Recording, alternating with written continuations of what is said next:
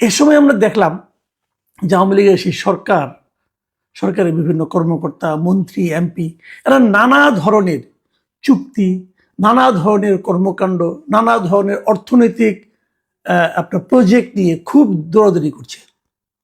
সে সময় আমি তখন চাকরি করতাম দৈনিক জনকণ্ঠে সে সময় উপদেষ্টা সম্পাদক ছিলেন মিস্টার তোয়াব খান। তো তিনি বললেন যে আমরা যখন এরকম অনেক খবর আনা শুরু করলাম রিপোর্টার হিসেবে, উনি বললেন যে এগুলোকে আমরা একটা সিরিজ আকারে চালু করি। সেই সিরিজের উনি নাম দিলেন শেষ সময়ে যা পাই, এবং এই নামে ওই সিরিজটা চালু হলো। মানে শেষ সময়ে যে যতটুকু পারছে লুটপাট করে নিচ্ছে, এই হলো সেই সিরিজটার শিরোনাম এবং মোদ্দা কথা।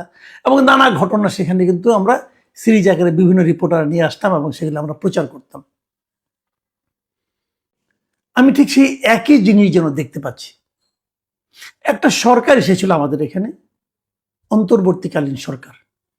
এ ধরনের সরকার আর কখনো আসেনি। এর আগে 1991 সালে আমরা একটা অস্থায়ী সরকার দেখেছি, নির্দলীয় সরকার দেখেছিলাম বিচারপতি শাহাবুদ্দিন আহমেদের নেতৃত্বে।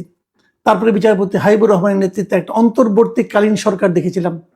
তারপরে বিচারপতি লতিফুর রহমানের নেতৃত্বে আরেকটা অন্তর্বর্তীকালীন সরকার দেখেছিলাম। এরপর ফখরুদ্দিন আহমেদের নেতৃত্বে আরেকটা অন্তর্বর্তীকালীন সরকার দেখেছিলাম।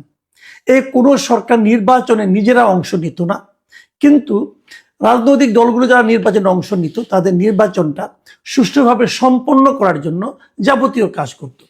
তাদের চরিত্রটা ছিল এমন যে তারা একটা নির্বাচন অনুষ্ঠান করবে 3 মাসের মধ্যে অথবা নির্দিষ্ট একটা সময়ের মধ্যে। যদিও ফখরুদ্দিন আহমেদ সরকারটা বেশ লম্বা সময় ছিল, আগে এগুলো সব 3 মাসই ছিল।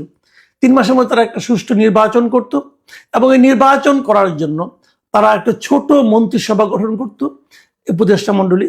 তারা কেবল রুটিন ওয়ার্কগুলি করত, আর কোনো বড় কাজ করতো না, কোনো নীতি নির্ধারণী কাজ তারা করতেন না, কেবল রুটিন কাজগুলো করতেন এবং নির্বাচনটা শেষ করে তারা চলে যেতেন।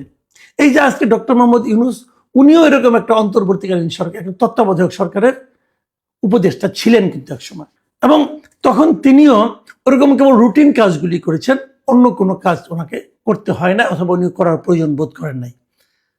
কিন্তু এবার আমরা একটা অদ্ভুত টাইপের অন্তর্বর্তীকালীন সরকার পেলাম।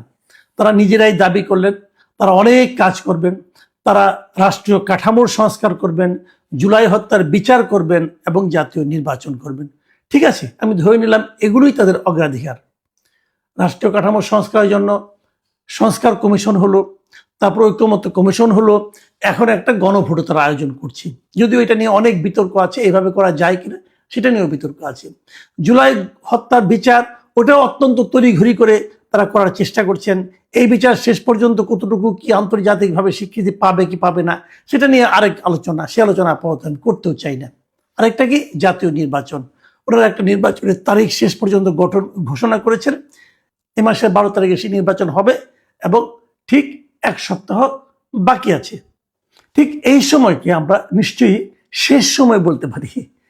এই শেষ সময় এসে তারা কি করছেন, একের পর এক চুক্তি করছেন, এবং প্রত্যেকটা চুক্তি বেশ বড় বড় অর্থের চুক্তি। যেমন কিছু সামরিক চুক্তি করছেন, চীন থেকে ড্রোন, মানে ওদের সঙ্গে চুক্তি করছেন তারা এখানে একটা ড্রোন কারখানা তৈরি করবেন। বিশাল ইনভলভমেন্ট, এখানে কিন্তু অর্থনৈতিক ইনভলভমেন্ট আছে। পাকিস্তান থেকে JF-17 থান্ডার যুদ্ধ বিমান তারা কিনবেন। চীন থেকে JS-10C যুদ্ধ বিমান কিনবেন। ইউরোপীয় কনসোর্টিয়াম থেকে ইউরোফাইটার টাইফুন যুদ্ধ বিমান কিনবেন। দক্ষিণ কোরিয়া থেকে সাবমেরিন কিনবেন। তুরস্ক থেকে T-129 অ্যাটাক হেলিকপ্টার কিনবেন। যুক্তরাষ্ট্র থেকে ব্ল্যাক হক মাল্টি রোল হেলিকপ্টার কিনবেন, এবং 650 কোটি টাকায় যুদ্ধজাহাজ, যে খালিদ বিন ওয়ালিদ যেটা আছে, তার সক্ষমতা বাড়ানোর কাজ করবেন। মানে আর্মি, নেভি এবং এয়ারফোর্স, এই সবগুলির জন্য বিপুল অঙ্কের কেনাকাটা করছেন। এই কেনাকাটাগুলি খুব গুরুত্বের সঙ্গে করছেন। কে করছেন? এর সঙ্গে মূলত লোককে, অবশ্যই সেই বাহিনীগুলি তো আছেই, তার সঙ্গে এগুলো আমাদের যিনি নিরাপত্তা উপদেষ্টা আছেন মিস্টার খলিলুর রহমান, তিনি হলো এই কাজগুলোর মধ্যমণি অবস্থায় আছেন, কেনাকাটা করছেন। এই শেষ সময়ে উনি কেন কিনছেন এগুলো? এই যে শেষ সময় উনি কিনছেন, এটা পরবর্তী যে সরকার আসবে তারা কি এটা মানবে? তারা কি এটা কন্টিনিউ করবে? মানে উনি চুক্তি করে যাচ্ছেন আর কি, এটা নিয়ে কিন্তু প্রশ্ন আছে। হয়তো উনি বলবেন আমি চুক্তি করলাম, আমি আমার কমিশন পেয়ে গেলাম, চলে গেলাম, শেষ, আলোচনা শেষ, আগামীতে যে আসবে সে বুঝবে। এগুলি কি এভাবে হবে? দেখুন, এই বিষয়টা নিয়ে খলিল সাহেবকে জিজ্ঞাসা করা হয়েছিল। আজকে উনি পররাষ্ট্র মন্ত্রণালয়ে গিয়েছিলেন, ওখান থেকে যখন বের হন তখন সাংবাদিক ওনাকে জিজ্ঞাসা করেছিলেন যে সরকারের শেষ মুহূর্তে এই যে প্রতিরক্ষা চুক্তিগুলি করছেন এটা কেন? উনি কি বলেছেন জানেন? উনি বলেছেন এটা চলমান প্রক্রিয়া, মানে এটা অনেকদিন ধরে চলছিল, এই প্রক্রিয়ার মধ্যে চলছে, এটা কোনো সমস্যা নেই। সাংবাদিকরা তাকে পাল্টা প্রশ্ন করেছিল, যদি আগামী সরকার যারা আসবেন তারা যদি এই চুক্তিগুলিকে বাতিল করে দেন, চুক্তিগুলিকে তারা যদি কন্টিনিউ না করেন তাহলে কি হবে? উনি কি বললেন? উনি কিন্তু কোনো জবাব দেননি, উনি প্রশ্নটা এড়িয়ে গেছেন এভাবে, যেটা অনুমান নির্ভর প্রশ্ন হতে পারে। অনুমান নির্ভর প্রশ্ন, অনুমান নির্ভর প্রশ্ন মানে কি? সেখানে একটা সম্ভাবনা আছে, আপনি সেই সম্ভাবনাটা জবাব দেন। উনি কোনো জবাব দেননি, কারণ আসলে ওনার কাছে কোনো গ্রহণযোগ্য জবাব নেই। কেবল এই অন্তর্বর্তীকালীন সরকারই না, রেগুলার গভর্নমেন্ট যখন সারা দুনিয়াতে যখন একটা রেগুলার গভর্নমেন্ট হয়, যখন তারা নির্বাচনের ডেট ঘোষণা করে, যখন তারা শিডিউল মানে নির্বাচনী প্রক্রিয়া শুরু করে, তখন সাধারণত ওই যে গভর্নমেন্টে বিদায় নিবে সেই গভর্নমেন্টে কোনো ধরনের বড় চুক্তিতে যায় না, আন্তর্জাতিক চুক্তিতে তো যায়ই না। আর এটাকে রেগুলার গভর্নমেন্টও না, জনগণের ম্যান্ডেট বিহীন একটা গভর্নমেন্ট, তারা এখনই এরকম হাজার হাজার কোটি টাকার চুক্তি করা শুরু করেছেন। কেবল এটাই না, আপনারা দেখেছেন এই 1.5 বছরের সরকার, যে সরকারের বয়স আয়ু মাত্র 1.5 বছর, তারা 32 বছর, 30 বছর, 20 বছর মেয়াদি বন্দরকে দিয়ে দিচ্ছেন, বন্দর চুক্তি করছেন। সেই চুক্তি যদি আলটিমেটলি ফেল হয়, সেই চুক্তি যদি আমাদের জন্য ক্ষতিকর হয়, সেই চুক্তি যদি আমাদের জন্য অর্থনৈতিকভাবে বিশাল ক্ষতির কারণ হয়, আপনি কাকে ধরবেন? এই সবগুলো লোক তো বিদেশ চলে যাবে, এত সব বিদেশি লোক, বিদেশ থেকে ডক্টর ইউনূস তাদের আমদানি করে নিয়ে আসছেন। যদিও খলিলুর রহমান সাহেব বলেছেন, দাবি করেছেন উনি নাকি আমেরিকার নাগরিক না। যদি নাগরিক না হন, আসলে এটা নাগরিক হওয়া না হওয়া কিন্তু বড় ব্যাপার না। বড় ব্যাপার হলো উনি আমেরিকায় যে বৈধভাবে থাকতে পারবেন কিনা। উনি যদি না থাকতে পারেন তাহলে গত 2 দশকের বেশি সময় উনি আমেরিকায় ছিলেন কিভাবে? উনি যদি টোটালি আমেরিকা থেকে থাকার ওনার কোনো উপযুক্ততা না থাকে তাহলে কিভাবে ছিলেন ভাই?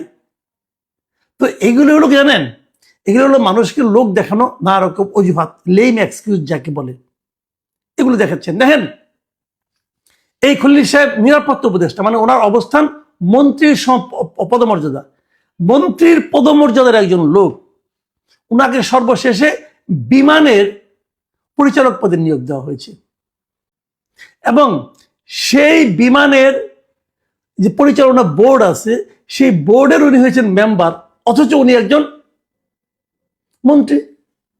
কেন? ওখানে কি মজা ভাই? মজা হলো বিমান কিনতে হবে, বিমান কেনা নানা রকম প্রক্রিয়া এখন চলছে, এবং সেই প্রক্রিয়াগুলির সঙ্গে ওনার থাকা লাগবে। মানে মানুষের তো নির্লজ্জতার একটা সীমা আছে না, চক্ষুলজ্জা বলতে একটা বিষয় আছে, আমরা বুঝি না আমাদের এনারা কি করেন। ওনাকে এই প্রশ্নটা করা হয়েছিল যে আপনি এই একজন নিরাপত্তা উপদেষ্টা বিমানের পরিচালনা পর্ষদে কেন যুক্ত হলেন? এটা কি পৃথিবীর অন্য কোনো দেশে এরকম আছে? উনি জবাব দিলেন কি জানেন? শুনেন, ওনার জবাব হলো দুনিয়ার সব দেশে বিমান নাই। মানে এই জবাবটা আমার কাছে অসাধারণ লেগেছে। আসলে দুনিয়ার সব দেশে বিমান নাই, কারণ দুনিয়ার সব দেশে যে সমস্ত এয়ারলাইন্স আছে এক একটা তো এক এক নাম, কোনোটা সাউদিয়া, কোনোটার নাম হলো অ্যারোফ্লোট, অথবা কোনোটার নাম হলো সিঙ্গাপুর এয়ারলাইন্স, এক একটা এক এক নাম। বিমান নামে কোনো এয়ারলাইন্স থাকার কোনো কারণও নাই। এয়ার ইন্ডিয়া আছে ইন্ডিয়াতে, তো বিমান নামে তো আপনার এয়ারলাইন্স থাকার কথাও না। কিন্তু উনি কিন্তু ওই অর্থে বলছেন বলে আমার কাছে মনে হয় না। আমার কাছে মনে হয় যে বিমানে যে লুটপাট করা যায় এরকম পৃথিবীর আর কোনো দেশের এয়ারলাইন্সে করা যায় না, কাজে এখানে ওনাকে দরকার।